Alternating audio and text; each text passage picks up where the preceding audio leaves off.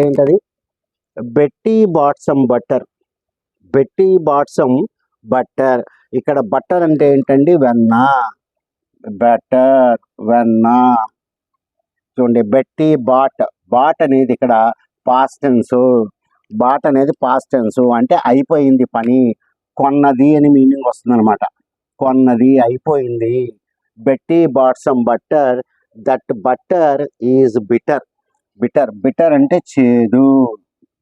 Bitter అంటే చేదు. So she bought some better butter. Better అంటే మంచి, మంచి. ఇప్పుడు మీకు మీనింగ్ అర్థం చేసుకోండి దీన్ని. Right. Betty bat some butter. Betty కొద్దిగా వెన్న కొన్నది. సమ్ అంటే కొంచెం, కొంచెం వెన్న కొన్నది. That butter is bitter. ఆ కొన్నటువంటి వెన్న ఎట్లా ఉందయ్యా అంటే చేదుగా ఉంది, చేదుగా ఉంది. So she bought some better butter. అందుకని ఆవిడ ఏం చేసింది? ఇంకొంచెం మంచి వెన్న కొన్నది. ఇంకొద్దిగా మంచి వెన్న కొని, so she bought some better butter, ఇంకా మంచి స్వీట్గా ఉండేటువంటి వెన్న కొన్నది. ఎందుకని? To make that bitter butter better. ఆ చేదుగా ఉండేటువంటి వెన్నని మంచిగా తయారు చేయటం కోసం, చేదుగా ఉండేటువంటి వెన్నను మంచిగా తయారు చేయటం కోసం ఆవిడ వెన్న కొన్నది అని చెప్పి చెప్తాం. ఇవి రైమింగ్ వర్డ్స్ అనమాట. ఇలాంటి చిన్ని చిన్ని మీకు చెప్పంగానే, మీకు చూడంగానే మీకు అర్థమైపోవాలి మీనింగ్. ఇక్కడ మనం గ్రామర్ అనేది మనకి ఎంతవరకు వచ్చిందో మనం ఇక్కడ చూసుకుందాం. రైట్, ఇక్కడ చూడండి. Betty bat. బాట్ అంటే కొనేసింది అని. ఇది పాస్ట్ టెన్స్. ఏంటిది? ఇది past tense. Betty bought, Betty కొన్నది అని. ఇది పాస్ట్ టెన్స్లో వాడాం. That butter is bitter. Is present tense అంటే ఇప్పుడు చేదుగా ఉంది అని. సో షీ బాట్ సమ్, మళ్ళీ ఇక్కడ పాస్ట్ టెన్స్ వాడాడు. To make that bitter butter better. కాబట్టి మనం ఇంగ్లీష్లో ఏదన్నా అర్థం చేసుకోవాలి అంటే మనకి కంపల్సరీగా టెన్సెస్ అనేవి చాలా ఇంపార్టెంట్. అది ప్రజెంట్ టెన్స్లో ఉందా, పాస్ట్ టెన్స్లో ఉందా అనేది మనం చూసుకొని ఇవన్నీ కూడా ఇంగ్లీష్లో అర్థం చేసుకుంటాం అనమాట. కాబట్టి ప్రజెంట్ టెన్స్లో ఉంటే ఇప్పుడు జరుగుతుంది, పాస్ట్ టెన్స్లో ఉంటే అయిపోయింది అని. కాబట్టి ఇక్కడ చూడండి, బటర్ ఈజ్ బిటర్ అన్నాడు. ఇక్కడికి వచ్చేటప్పుడు పాస్ట్ టెన్స్ వెర్బ్ వాడారు. కాబట్టి మనం టెన్సెస్ అనేది మనకి చాలా ఇంపార్టెంట్ స్పోకెన్ ఇంగ్లీష్లో. నేను ఈ యూట్యూబ్ వీడియోస్ చూస్తుంటాను, కొంతమంది చేసినవన్నీ ఎలా చెప్తున్నారు అని చెప్పి. వాళ్ళు ఏం చెప్తారంటే, మీరు 10 రోజుల్లో ఇంగ్లీష్ నేర్చేసుకుంటారు, 15 రోజుల్లో నేర్చేసుకుంటారు, ఈ వీడియో చూడంగానే మీకు ఇంగ్లీష్లో వచ్చేస్తుంది అనే ఊరికే వాళ్ళు అట్లా పెడతారు. కానీ అంత ఈజీ మాత్రం కాదు. ఇంగ్లీష్ ఈజీగా నేర్చుకోవచ్చు, కానీ ఈ వీడియో చూడంగానే మీరు మాట్లాడేస్తారనేది మాత్రం చాలా అబద్ధం. అవి ఫేక్. అవి మాత్రం, ఎందుకంటే వాళ్ళు మీకు తమ్మునేలు అలా పెడితే చూస్తారు అనే విశేషంతో పెడతారు, కానీ అట్లాగా వాళ్ళు చెప్పకూడదు. ఎందుకంటే 10 రోజుల్లో 15 రోజుల్లో వచ్చే సబ్జెక్ట్ కాదు. ఇదేంటంటే కాన్స్టెంట్గా మనం నేర్చుకోవాలి. కాన్స్టెంట్గా ఇంట్రెస్ట్ చూపించి అన్నీ నేర్చుకోగా మనకు స్లోగా వస్తూ ఉంటుంది అనమాట. కాబట్టి మనం ఇంగ్లీష్ మాట్లాడాలంటే దానికి సంబంధించినటువంటి ఫౌండేషన్ బాగుండాలి. మనం ఆ ఫౌండేషన్ నేర్చుకుంటాం. నా వీడియోస్ మీరు మిస్ అవ్వకండి. ఈ 100 వీడియోస్ చూడండి. 100 వీడియోస్ చూసిన తర్వాత మీకు ఎట్లా ఉందనేది మీరు నాకు ఫోన్ చేసి చెప్తారు, కామెంట్లో చెప్తారు. కాబట్టి ఇది ఎందుకు చెప్పానంటే చెప్పడానికి బాగుంటుంది. Butter bitter, better butter, bitter butter better చెప్పడానికి కూడా బాగుంటుంది. ఇది మీనింగ్. కాబట్టి చిన్న వాటిల్లో కూడా మనం ఈ గ్రామర్ అనేది వాడుతూ ఉంటాం అనమాట. నేను చెప్పాను, స్పోకెన్ ఇంగ్లీష్లో కొద్దిగా గ్రామరే వాడుకుంటాం మనం. మనకు పెద్ద గ్రామరు అవి ఏం అక్కర్లేదు. చాలా సింపుల్గా మనం ఇంగ్లీషు నేర్చుకోవచ్చు. ఇప్పుడు ఫర్ ఎగ్జాంపుల్ నేను మీకు ఒక విషయం చెప్తాను. చూడండి, ఇప్పుడు వేర్ ఆర్ యూ గోయింగ్ అని ఉంది. వేర్ ఆర్ యూ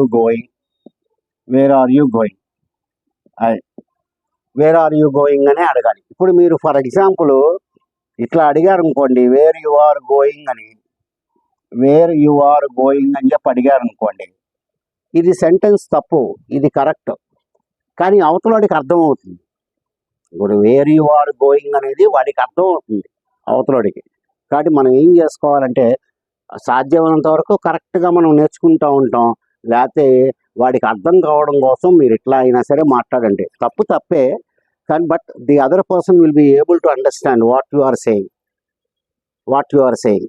కాబట్టి ఇవి మనం కరెక్ట్ చేసుకుంటూ స్పోకెన్ ఇంగ్లీష్లో మనం చెప్పడానికి ట్రై చేస్తూ ఉంటాము అనేది నా మెయిన్ ఉద్దేశం అనమాట. కాబట్టి ముందు మనం నేర్చుకుందాం, తప్పు సంగతి తర్వాత చూసుకుందాం. ఎందుకు అనేది మనం నేర్చుకుంటాం తర్వాత. ఓకే డియర్ స్టూడెంట్స్, కాబట్టి ఈ విధంగా మనం ఇంగ్లీష్ వాడుతూ ఉంటాం. అలాగే చూడండి, ఇప్పుడు వేర్ డు యూ లివ్ అని అడగాలి. మీరు ఎక్కడ ఉంటారు, వేర్ డు యూ లివ్ అని చెప్పి అడిగాం, మీరు ఎక్కడ ఉంటారు అని. ఇది కరెక్ట్. మనకి ఇప్పుడు చూడండి, మీరు ఇట్లా అడిగారు ఒక ఆయన్ని, వేర్ యూ లివ్ అని చెప్పి అడిగారు. ఇది తప్పు, కానీ అవతలవాడికి అర్థమైపోద్ది. మీరు ఎక్కడ ఉంటున్నారు అని చెప్పి వాడికి అర్థమైపోతూ ఉంటుంది అనమాట. కాబట్టి ఇంగ్లీష్ ఇలా ఉంటుంది, రైట్. కాబట్టి మనం ఇవన్నీ నేర్చుకుంటా మనం ప్రాక్టీస్ చేద్దాం. కాబట్టి నా వీడియోస్ మీరు స్కిప్ చేయకుండా 10 నిమిషాల వీడియో అంటే 2 నిమిషాలు చూసి ఇంగ్లీష్ నేర్చుకుందాం అనుకుంటే కనుక మీరు చాలా పొరపాటు చేసినట్టే. కాబట్టి మనం ఫండమెంటల్స్ నుంచి మనం నేర్చుకుంటూ ఉంటాం. కాబట్టి ఫండమెంటల్స్ అంటే ఇప్పుడు ఏం నేర్చుకుంటాం అంటే, మనం మెయిన్గా 2 టెన్సుల గురించి నేర్చుకోవాలండి. 2 టెన్సుల గురించి నేర్చుకోవాలి. అది present tense, past tense. Present tense అంటే ఇప్పుడు జరుగుతూ ఉంటాయి, పాస్ట్ టెన్స్ అంటే జరిగిపోయినాయి. ఈ 2 మెయిన్ ఇంపార్టెంట్. ప్రజెంట్ టెన్స్ ఇప్పుడు జరుగుతూ ఉంటాయి. Present tense am, is, are, ఇవి present tense. Was, were, past tense. ఇవి మెయిన్ అన్నమాట. ఇంగ్లీష్కి హార్ట్ ఇవన్నీ ఇంగ్లీష్ నేర్చుకున్న వాళ్ళకి హార్ట్ అది ఇంగ్లీష్ లాంగ్వేజ్కి. ఇవి తెలియకుండా మీరు ముందుకు వెళ్ళలేరు, రైట్. కాబట్టి వీటిని ఏమని చెప్పి రాద్దాం, మనం ప్రజెంట్ అని చెప్పి రాద్దాం. వీటిని మనం ప్రజెంట్ అని రాద్దాం. ఇక్కడ వచ్చేసి మనం పాస్ట్ టెన్స్ అని చెప్పి రాద్దాం. Okay, right. So am is are. Past tense వచ్చేసి వాస్ అండ్ వర్. ఈ విధంగా మనం మెయిన్ వెర్బ్స్ని మనం డివైడ్ చేసుకున్నాం. కాబట్టి ప్రజెంట్ టెన్స్ వెర్బ్స్ అనేది మీరు ఎప్పుడు కూడా మైండ్లో పెట్టుకోవాలి. ప్రజెంట్ టెన్స్ వెర్బ్స్ ఏంటి అంటే ఇప్పుడు జరుగుతున్నాయి అని చెప్పి మీనింగ్ అనమాట, రైట్. ఇప్పుడు చూడండి, యామ్ అనేది మనం ఒక్కళ్ళకే వాడతాం. దట్ టు ఐ అనే దానికే వాడతాం. యామ్ అనేది నేను అనేటప్పుడు మాత్రమే వాడతాము. ఈజ్ అనేది హీ, షీ, ఇట్, ఇది కూడా మనం ఒక్కళ్ళకే వాడతాము. యామ్ అనేది ఒక్కళ్ళకే వాడతాం. ఈజ్ అనేది ఒక్కళ్ళకే వాడతాం. ఈ ఆర్ ఉందనుకోండి, ఆర్ ఎవరికి వాడతాం? వి, యు, దే, వీటికి మాత్రమే వాడతారు. ఇక్కడ కంపల్సరీగా ఇద్దరు ఉండాల్సిందే. మనకి ఇద్దరు ఉండాల్సిందే. యామ్ ఎప్పుడు ఒకళ్ళకే, ఈజ్ అనేది ఒక్కళ్ళకే, ఆర్ అనేది ఇద్దరు ఉండాలి, రైట్. చూడండి, సో యాము ఈజ్ ఐ. ఈ యామ్ అనే దాన్ని ఐ తీసేసుకుంది. ఐ ఏముందంటే నాకు యామ్ ఇచ్చేసేయండి అని చెప్పి తీసేసుకుంది. కాబట్టి మీరు ఎప్పుడు కూడా అయామ్ అనే అనాలి. అయామ్ ఏ టెన్స్లో వాడాము? యామ్ అనేది ప్రజెంట్ టెన్స్. అంటే ఇప్పుడు ఐఆమ్ ఏ టీచర్ అన్నాను అనుకోండి, నేను ఇప్పుడు టీచర్ని అని అనమాట. ఇప్పుడు చూడండి, హీ షీట్ అని చెప్పన్నా, ఈ షీటే అక్కర్లే, మీరు రామా ఈజ్ అంటారు. Rama is, Sita is, the dog is. Dog అంటే ఇట్ కదా, వీటికి కూడా మీరు ఈజ్ అనేది వాడుకుంటా ఉంటారు. Rama is, he is, Sita is, she is, the dog is, it is అని చెప్పి మీరు రాస్తూ ఉంటారు. ఇది ఆర్ చూడండి, ఇద్దరు ఉండాలి, కనీసం ఇద్దరు ఉండాలి. వీఆర్ ఫ్రెండ్స్ అంటే ఆర్ అనేది ప్రజెంట్ టెన్స్ కాబట్టి మేము ఇప్పుడు ఫ్రెండ్స్ అని మీనింగ్ అనమాట. They are going to college, వాళ్ళు ఎప్పుడు కాలేజీకి వెళుతున్నారు అనే మీనింగ్లో మనం అర్థం చేసుకోవాలి. అలాగే ఇప్పుడు దీనికి వచ్చారనుకోండి, ఈ ప్రజెంట్ టెన్స్కి పాస్ట్ టెన్స్ అనమాట. యాము ఈజ్కి పాస్ట్ టెన్స్ వజ్. అంటే చూడండి యామ్ ఈజ్ ఒక్కళ్ళకే వాడతారు కాబట్టి ఇది కూడా మనం ఒక్కళ్ళకే వాడుతుంటాం, కాకపోతే యామ్ ఏమో ఇప్పుడు జరుగుతుంది, వజ్ అనేది మనం జరిగిపోయినట్లు లెక్క. ఐ వాజ్ ఏ టీచర్ అంటాం, అంటే నేను ఇంతకుముందు టీచర్ని అని ఐ వాజ్ ఏ టీచర్ అంటాం. అలాగే ఆర్కి పాస్ట్ టెన్స్ వచ్చేసి వర్, ఇది కూడా మనం వీకి యూకి దేకి వాడతాం. ఇది కూడా మనం ఇద్దరు ఉంటేనే మనం దీన్ని వాడతాం అనమాట. కాబట్టి ఈ బేసిక్ ఫస్ట్ క్లాస్లో మనం ఎప్పుడు కూడా am is are was were అనేది మీరు మైండ్లో పెట్టేసుకోండి. ఇంగ్లీష్ వచ్చిన వాళ్ళకైతే తెలియదు, అసలు ఏమి తెలియని వాళ్ళు మాత్రం మీరు ఇక్కడి నుంచే స్టార్ట్ అవ్వాలి. Am is are was were, am is are present tense, was were past tense. Am అనేది ఐ పక్కనే వస్తుంది, ఈజ్ అనేది హీ షీట్కే వస్తుంది. అది కాబట్టి ఈజు మీరు హీ షీట్ పక్కన ఈజు చెప్పచ్చు, హీ షీట్ పక్కన మీరు వజ్ కూడా చెప్పచ్చు. He she it it I was, I am, I was, he is, he was, she is, she was, it is, it was అని మనం చెప్తారన్నమాట. ఈ విధంగా కాబట్టి మీరు సెంటెన్స్ మీనింగ్ అర్థం చేసుకునేటప్పుడు అది ఏ టెన్స్లో చెప్తున్నాడో మీరు చూసుకోవాలన్నమాట.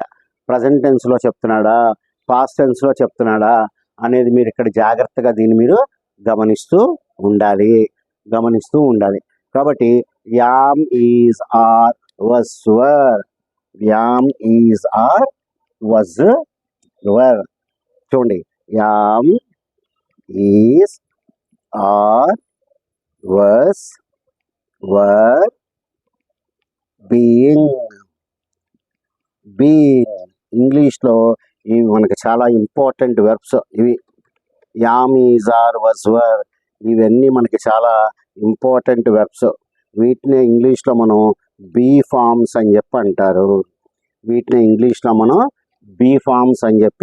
అంటారు. కాబట్టి బీ ఫార్మ్స్ అంటే ఏంటండి, am is are was were being and been. వీటిని ఎక్కువగా మనం యామ్ ఈజ్ ఆర్ వజ్ వర్ని ఉండటం అనే మీనింగ్లో వాడతాం. ఉండుట. చూడండి I am a rich man, నేను డబ్బు గలవాడిగా ఉన్నాను అని మీనింగ్ అనమాట. కాకపోతే ఉన్నాను అని మనం వాడం, నేను డబ్బు గలవాడిని అని చెప్పేస్తాం. షీ ఈజ్ ఏ టీచర్, ఆవిడ ఒక టీచర్గా ఉంది. ఆవిడ టీచర్ అంటాం కానీ ఆవిడ టీచర్గా ఉంది అని చెప్పం మనం ఇంగ్లీష్ మాట్లాడేటప్పుడు. సో డియర్ స్టూడెంట్స్, ఇది నా ఫస్ట్ క్లాసు. కాబట్టి ఫస్ట్ క్లాస్లో మీరు ఏమి నేర్చుకున్నారు, am is are was were గురించి నేర్చుకున్నారు, am is are present tense అని నేర్చుకున్నారు, వజ్ వర్ పాస్ట్ టెన్స్ అని చెప్పి నేర్చుకున్నారు. ఒక సెంటెన్స్ మీరు అర్థం చేసుకోవాలంటే వెర్బ్స్ అనేవి మనకు చాలా ఇంపార్టెంట్ అని చెప్పి నేర్చుకున్నారు. ఇలాంటి వీడియోస్ మీకు 100 చేస్తాను నేను స్పోకెన్ ఇంగ్లీష్లో. నా వీడియోస్ మీరు రెగ్యులర్గా ఫాలో అయితే మీరు ఎంతో కొంత గ్యారంటీగా నేర్చుకుంటారు. నేర్చుకునే టైంలో మీకు ఏమైనా డౌట్స్ వస్తే కనుక నాకు ఎమ్మటే కామెంట్స్లో చెప్పండి. I'm ready to explain anything to you.